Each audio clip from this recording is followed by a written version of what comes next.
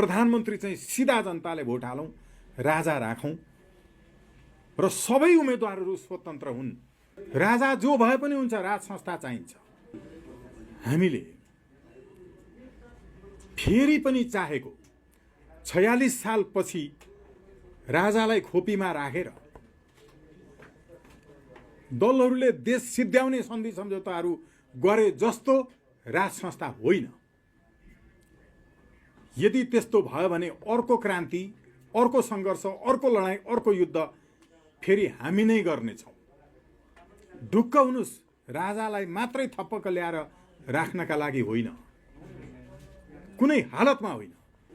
हामीलाई चाहिएको हो, राजालाई चाहिएको होइन। राज संस्था बचाउनका लागि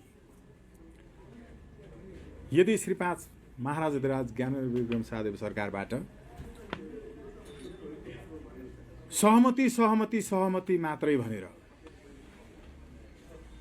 सहमतिका नाममा देश र जनताका विरुद्ध 46 सालपछि दलहरूले र सरकारले काम गरिरहन पाउने जस्तो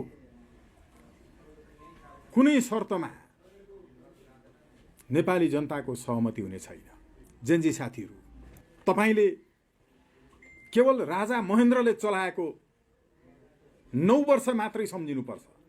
त्यसपछि पनि सबै दलहरूले 46 सालपछि अहिलेसम्म दलहरूले मात्रै चलाएको छ।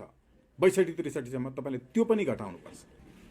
तपाईहरूले जे चाहेको हो त्यो कुरा त थियो त राजाका पालामा, तर 46 सालपछिको राजाको पालामा होइन।